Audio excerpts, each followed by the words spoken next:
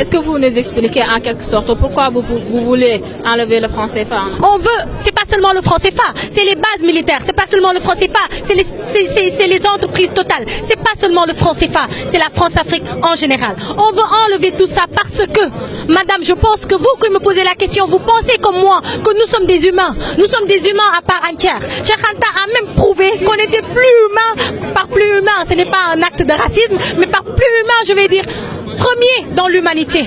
On est les premiers en tout. Si c'était une classe, j'allais dire qu'on a pris la première place. On a inventé la science des mathématiques, on a inventé l'écriture, on a inventé de par les hiéroglyphes, on a inventé la philosophie, on a inventé les pyramides, on a inventé la société.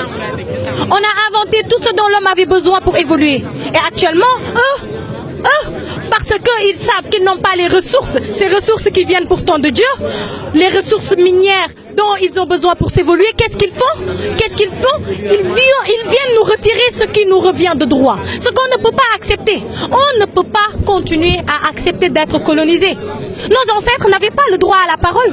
Moi aujourd'hui, je peux me mettre devant 1000 personnes et dire ce que je pense. Nos ancêtres avaient le droit de se taire et de travailler dans les plantations. Si aujourd'hui, on dit que Kocc Barma n'est pas un philosophe, alors que celui qu'on dit être le père de la philosophie n'a jamais rien écrit, c'est des questions que la jeunesse d'aujourd'hui doit régler. Si aujourd'hui on traite l'Afrique de barbare, alors que ni Hitler ni Napoléon n'est africain, c'est des questions que nous, la jeunesse d'aujourd'hui, on a le devoir de régler. Raison pour laquelle on ne peut pas rester chez nous, on ne peut pas rester à manger et à boire comme ils le veulent, nègre, ventre plein, nègre content, non. Libération accomplie, nègre d'aujourd'hui content. Si vous avez un message à passer aux Africains en général et Sénégalais en particulier, ce serait quoi? Ce serait d'abord de leur dire qu'ils ne sont pas en train de trahir leur mission et ça se voit. De leur dire qu'on sent jusqu'ici les vibrations de Bamako, les vibrations du Congo, les vibrations de Brazzaville. Oui, on les sent jusqu'ici. De leur dire que cette terre-mère-là, pour laquelle ils se battent, en vaut la peine. Parce que cette terre-mère-là nous a donné là où habiter. Cette terre-mère-là ne nous a pas seulement donné le droit à la vie, mais a donné à toute l'humanité ce droit-là d'exister. Nous sommes contents de ces gens-là.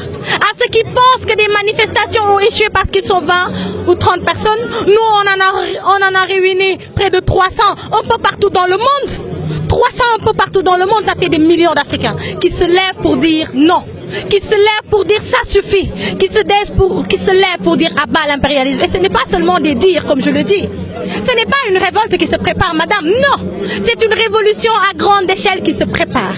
Et on a les armes pour mettre fin à cette France-Afrique qu'on est en train d'exploiter. Me tuer moi ou tuer le président de l'ONG, Kémi Séba, ne changera rien.